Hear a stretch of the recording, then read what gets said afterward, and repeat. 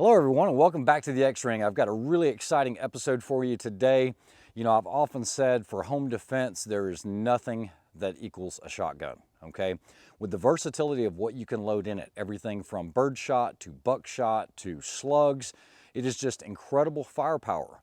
But what if you could put that in a really small compact package, like a bullpup, so let's say like Kel-Tec KSG, but instead of being a pump, how about it being semi-automatic? Now, we're not talking about something that is unreliable. We're talking about something world respected from a company like IWI.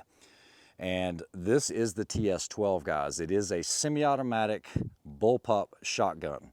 It's been many years in the making. I remember seeing these in 2018, and it's been really delayed on their release, and my understanding was they wanted it right before they released it. So what it does is it actually incorporates 3 5-shot tubes here. And these can be rotated by pressing forwards on the release. And now I've got 5 more on tap. Whether you put 15 of the same or 5 of different ones in here, it doesn't matter. But let's go ahead and go over everything. So you're going to see this buttstock here. It is rubber. It does have a little takedown here. We'll go over that later on. You do have a QD here as well as a QD here. This is your ejection port for right side ejection. You're also going to see a bolt release here, and this is how you're going to load it for that side. On the bottom here, if you press this, what it's going to do is a bolt hold when you open the charging handle, so you can see the bolt is held to the rear. To release it, what you're going to do is press on this round button, and that is going to close the bolt. Let's go ahead and flip it to the other side. On the other side, you're also going to see 2 QDs. You also have a loading port here. This is the left side ejection port, so you can convert that over. You do have a cross bolt safety here, and then of course there's that release we were talking about. This is your charging handle. You can change it to the other side if you like. Then you're also going to see a gas regulator here. Guys, what's nice about this is it already comes with the ability to change chokes. So I do have another choke tube. This was brand new in the box. Now, in their defense, I have not shot this yet. They recommend a 200 round break-in procedure. So to be fair to them, it's snowing now. To be fair to them, if it does have a malfunction, that's possibly going to be because we're in that break-in period. It does not come with iron sights, but you have a full-length Picatinny here, or 1913 rail. I've put some mag pulls on here, and I'm actually looking forward to shooting this. So we'll go over it, how to load it, and then we'll go ahead and get some rounds down range. What we're going to be doing is shooting at about 15 yards, which is going to be the length of a long hallway. We'll see how it does on the steels here. And like I said, I'm just going to leave this choke in it, the one that shipped with it. I haven't changed anything out, so stay tuned. All right, so before we get started, I didn't want to be biased, so I just grabbed a slew of different shotgun shells. They do recommend over 1,200 feet per second, I believe. And so looking down here, what you're going to see is I have everything from some older Winchester 2 3/4, lead shot, high brass game loads, gun club target loads, Rio game load, State heavy game load. I have some slugs, I have buckshot, I even have some Aguila mini shells. So we're going to get it loaded up and see how it does. We'll start off with birdshot. All right, so first up is going to be this Winchester. You guys can see this here, it's 7.5 shot, and what we're going to do is we're going to go ahead and load some in. So on the side here, you're going to see that load port. And what you're going to do, and this is high brass, is you just press it in. There's 2. You know what? I think I could do a quad load, or maybe I could do a double. Let's see how that works. So we're going to take this, we're going to hold it like we do out of a carrier, and see if we can load a double. Oh yeah, look at that. So you can load a double. I don't know if a quad will work, because I think this will get in the way. But once that's loaded, what I'm going to do is I'm going to rotate this carrier. And what you're going to do is you're going to see those shotgun shells moved. I actually heard one go up onto the lifter. So what we'll do now is we'll grab some gun club target loads from Remington, and we'll see if we can load 2 into that way. Let's see if we can do this. All right, so here we go. Oh yeah, there's 2. But you get the idea, guys. This is how we load it. Now I can just flip it over and load this side if I wanted to. So let's go ahead and grab some Rio game loads. Now remember, I'm only putting 4 in each one just so I can keep up with the numbers here. So let's see if I can do this. Let's see if you guys can see this. There we go with the double. Oh man, that's so easy. There should be a recommended loading procedure for this. So remember, I'd have a carrier here. Double? Oh, that's so nice. So I haven't done anything else. What I'm going to do is just go ahead and rack it. I saw it rubber and go in there, and what we're going to do is we'll go for the plate rack. 4 rounds plate rack with the high brass. Here we go.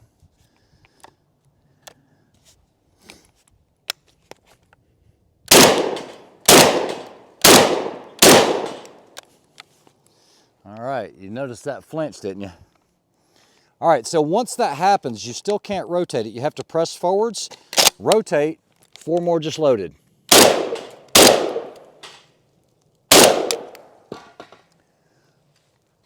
You know, the high brass, I could definitely feel it, especially with this cold billet aluminum on the face. I didn't know what to expect. So far, no issues. I do have the safety on. I think I have another round in here. Let's go ahead and reset that plate rack. And here we go. All right, so we're empty, press forwards, rotate. This is the Rio.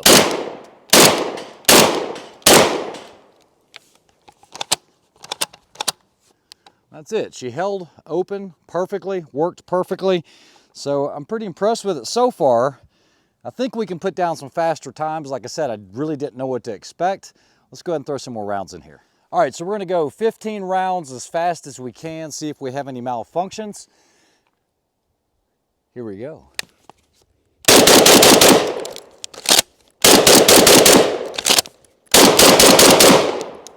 It actually walked off of the shoulder. Wow, that's a lot of firepower. I think IWI did it right on this one. Guys, remember, we're just using regular old Birdshot. I tell you what, let's go ahead and try some slugs. We'll try those at like, I don't know, 30, 40 yards, see if these sights are on in any way, shape, or form, and see what happens. Stay tuned. Man, it's cold out here. I don't know if you guys can see the snow. All right, so I've got 3 Remington sluggers in here. We're gonna go for the man steel. Actually, you know what? We'll go for the plate and see what happens. Let's see if we can hit this. Let me go for the steel first to see if we can actually get an impact.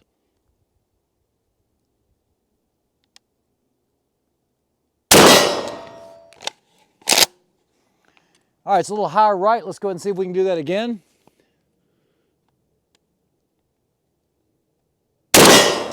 Same exact hole. Well, that means I should be able to hit a plate. Wow. Flip that plate over like nobody's business. So I only put 3 in there. That's actually pretty good, pretty devastating here at 30 yards. That's the beauty of the slugs. Let's go ahead and see if we can put a slug on each one of the man steels. So I've got 3 different style slugs in here. What I'm gonna do now is I'm just gonna press this, rotate, and let's see if this actually feeds. It does, automatically, right off the bat. So we'll go 3 individual hits on the slugs, and here we go. Yeah, nice. All heart shots. This is a lot of fun.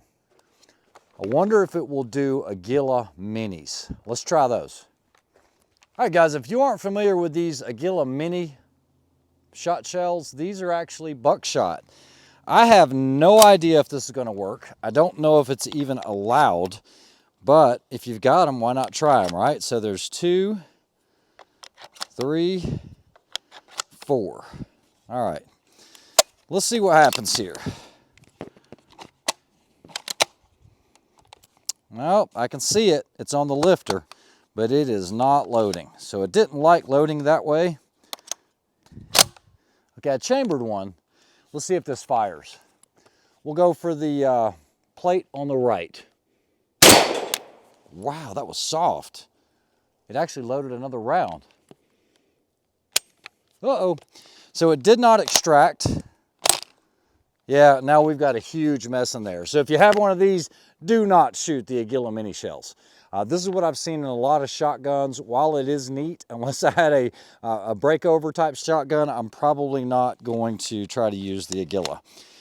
It's not worth it, even though you can carry a whole lot more. You know, everybody's like, oh, you can get 20 rounds in there. Well, it doesn't matter if it doesn't work, right? And you need it to work when it needs to work. So let's see here. Yep, there's still one more in there. No, there it is. Yeah, very soft, guys, but definitely not going to be recommended. So what we're going to do now is we're going to shoot buckshot, double-aught buckshot, at 3 different targets at 20 yards. Each buckshot contains about 9 pellets, typically about 30 cal diameter. And at 20 yards, let's see if we can hit each target 9 times, basically. Shot, shot, and shot. It's going to be 27. We'll do it from the low ready. We'll give myself 3 seconds. I will tell you on the safety on this, you're actually going to push it towards the shooter if you're right-handed. So it's a little different than what you might be used to. It's very similar to like a Remington setup. So I've got 3 seconds on a par time on a 3-second delay at 20 yards. Here we go.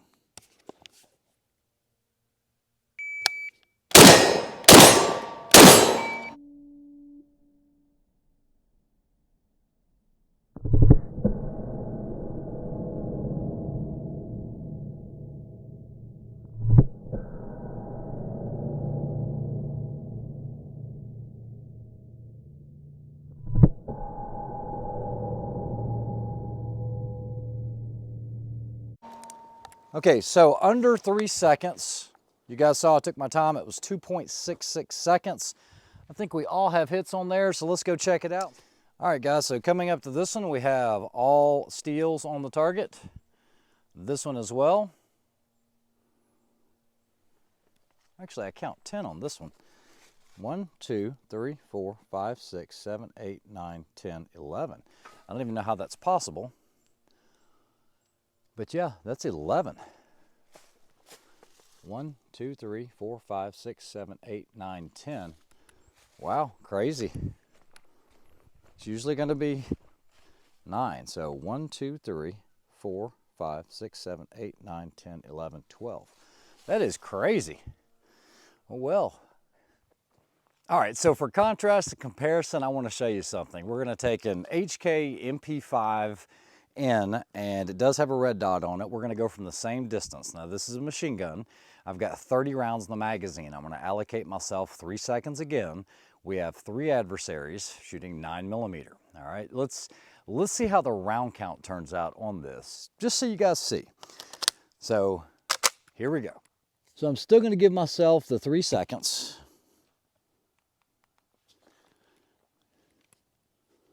And we'll go first, second, third, 3 seconds. Here we go.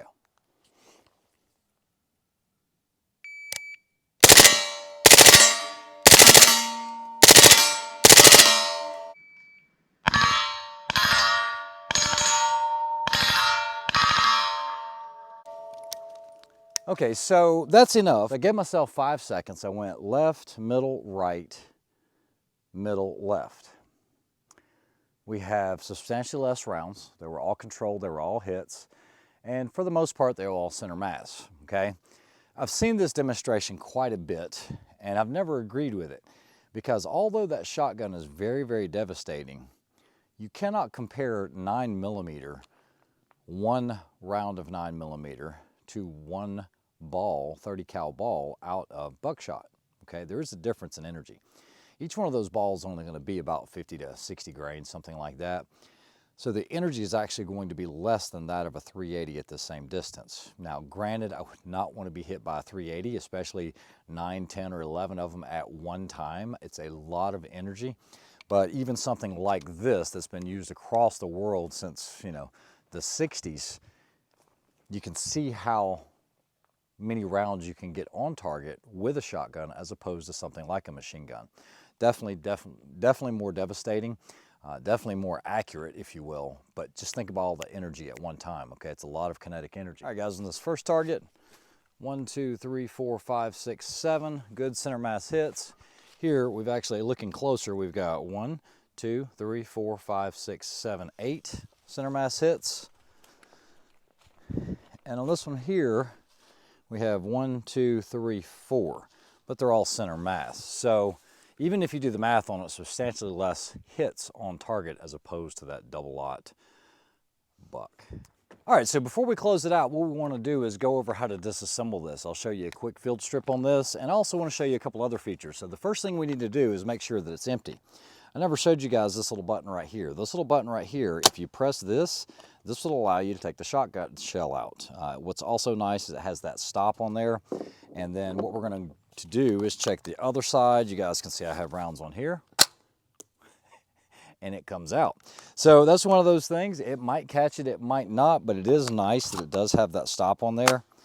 And it usually does that. That's the first time I've ever actually had one go out like that. But we're still not done. We still need to check the action itself. So we're going to check, make sure that it's clear. If you want to lock it open, we know how to do that by pressing on the bottom.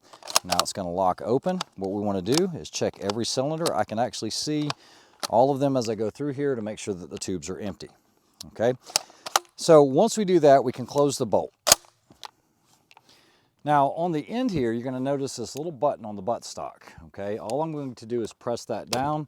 I can hit on that swiftly, and then we have the buttstock off of the actual shotgun itself.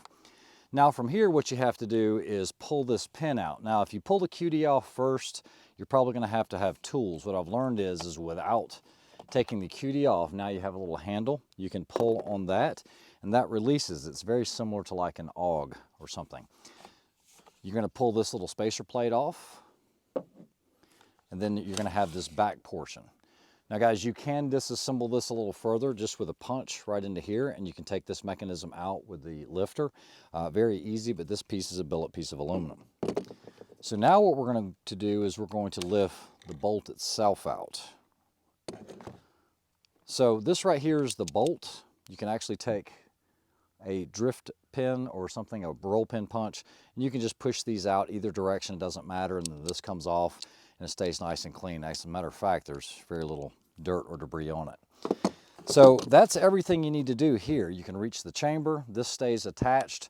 You do have your adjustable gas system here. Now let's talk about this front for just a minute. You can change the chokes out of the end like I mentioned, and what I wanted to show you guys was the little choke tool. You don't have to take this off in order to take your chokes out. It does make it a little easier to access, but what we'll do is we'll take this off. And once you take that off, now what we can do is just slide this piece of polymer off of here, and you can actually take your gas system off as well too. I'm not going to do that out here in the field, but very easy to get to, very easy to change that regulator. You can see that this quad rail, or this Picatinny right here, this 1913 rail does lift and clear out of the way, but it is pretty easy to disassemble this, field strip it, and clean it if necessary. I've had no issues with it with the exception of this one. I want you guys to watch this video clip. Remember, I was on high gas and I shot a slug round, but I want you to watch what happens.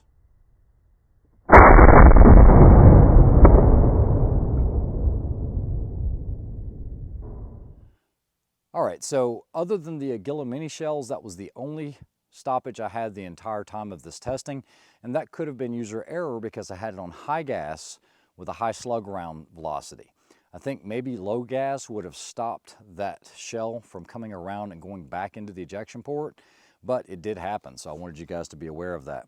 But guys, I hope you enjoyed that review of the Tavor TS-12 shotgun.